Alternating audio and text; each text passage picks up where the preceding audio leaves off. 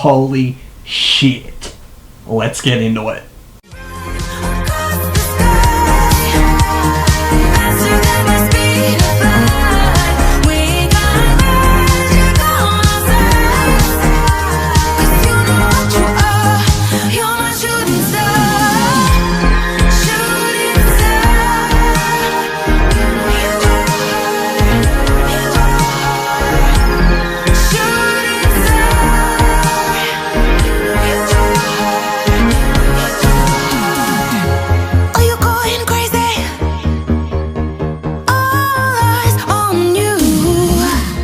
Hello YouTube, Switch 007. I'm going to start this video a little bit differently.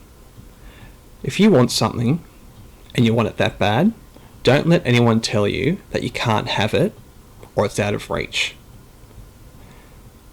Since this card was announced, I knew what I was doing. I don't care what people thought. I don't care that I got dual 1080 Ti's in SLI not long ago. I wanted them, and I got them. I saved, I worked hard, and I got them. I put these cards on Nvidia's website, on their Facebook page, and the reaction was out of this world. No one could quite fathom that I had two, and I was going to set them up and run them in VLink, NVLink, whatever they call it. Well, I have, and the results are out of this world. I watched J2Sense's video before I did this. But either way, I was going to get these cards even if the SLI wasn't impressive. I didn't care. These are the cards I want. The ray tracing. The extra frames. As it stands, the 1080 Ti was the flagship. But however, that has started to lose the day. I was playing Assassin's Creed Odyssey, and people say it's not very well optimized, and that is true. However, 32 frames a second is unacceptable. I put these cards in and continued my play. Now I'm getting 65 frames a second from one card. SLI is not supported. I know it's called NVLink, but it's just, I don't like that name, so I'm just going to keep calling it SLI because it makes sense and it's easier to say. So 62 frames a second, Ultra 4K. There's nothing like it. These cards are just power. SLI support is still not that great. There are titles out there that do support them. Nvidia are opening it up to more titles. But again, you don't need to.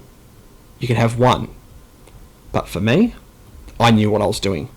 Now you're probably wondering, what's he running to support this? Well, when I built this computer last year, 2017, I made it future-proof for these cards. So, what do I have? An i9 processor, 7900X. 64 gig, 3200 MHz RAM. I also have 3 SSDs for the hard drives. My motherboard is a Gaming 7. What type of motherboard exactly?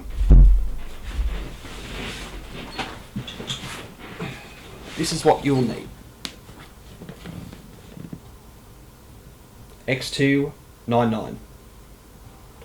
This is why I got this motherboard. It supports SLI and it supports the i9 processor. Now, again, I knew what I was doing. Is it a waste of money? Not for me. I love it. Even Nvidia wrote back to me saying, what a beast of a computer, they can't believe what I'm running. Well, every year I do upgrades to my computer if I can afford them, and so far for the last 3 years I've been able to. These cards are amazing. They're a turning point. They're futuristic. You can accept them or you can hate them. But either way, they're going to take over the market and they're going to be what's hot in the PC community. It burns. See, I'm one for early adopting new technology. Sometimes it works in my favour, sometimes I do get burnt. Speaking of burning, it looks like a new PC case will have to be on the cards in the very near future, because as it is, when I'm running any games in 4K, the room gets so hot and the PC case gets so hot, it feels like it's going to take off like a rocket. So I have been looking at some new cases and some cooling options. Water block cooling seems like it's going to have to be the way to go, because I literally have about less than a centimetre between the bottom card and the bottom of my case. So my actual components of my gaming in my case have outgrown their surroundings, it seems. So that's something that I did not really take into account, because I'm like, oh, hold on, if the 2080s can fit in there, that should be fine, because the 1080s did. Yeah, the 1080 Ti's are much smaller, and the Zotac cards themselves are overclocked, and the casings they use are much larger and bigger than the Founders Editions of the 2080 and the 1080 Ti models. So that's something that is definitely going to have to be done. So life with the cards so far has been great. I'm just really lucky that I actually have air conditioning in this room, so when I'm pushing the gaming to its level and it starts to heat up, I can just switch that aircon on for now, so that's a good strategy. But yeah, massive case is definitely going to have to be in the works to get this running. Of course, the frame rates, the gaming experience on these cards are just the next level. It is amazing. I'm so impressed. It's really, really good. I really do hope we start seeing people adopt more to the cards, because it is a new technology and these cards are hard to get. Like, I ordered these ones and it took 3 weeks to come, and let's just say they were really the only option I had at the time. Of course, all the other brands were sold out. Nothing wrong with Zotac, I've just never used them before, so I wasn't familiar with them. But since seeing reviews on YouTube, it's an average 9.5 out of 10, so no worries there. And they happen to be some of the better third-party 2080 Ti's you can get. So here's the nitty-gritty of the results that I have tested. This is after 3 hours worth of testing. These are all the games I have installed on my computer. The processor, once again, the i9-7900K, the Gaming 7 motherboard, 64 gig of gaming RAM, overclocked to 3200 MHz. So this is all at Ultra, all at 4K, tested. Obviously, with processors, different cooling, everyone will have different results. Also, on the type of 2080 Ti you get. But this is my results, and this is what I have experienced over the last 4 days. So I'll let these play out, and guys, see what you think. No matter what, some games, if they're not optimized or they're GPU heavy, it's always going to be an issue. For instance, Tomb Raider, 53 to 55. That's as good as I can get. Assassin's Creed, locked 60. However, Ghost Recon still punches my computer in the balls.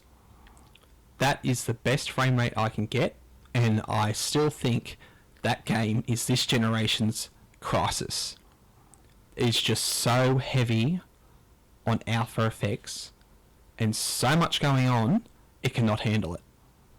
Still, when I played Ghost Recon when it launched, I was getting about 25 frames on a 1080 Ti.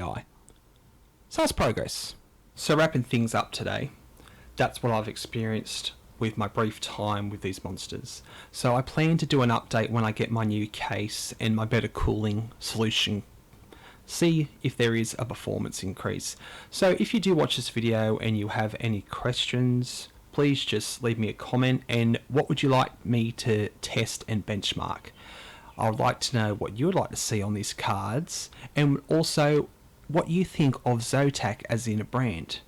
Any questions, just leave it down below. Do like and subscribe, it really does help me out. It is a tough world out there, and YouTube, sometimes even when I put a new video up, they don't show. So yeah, it's tough. So once again, thanks for watching, and also let me know, what do you want me to see tested and benchmarked? Let's see what we can do with these cards. I look forward to the future of gaming.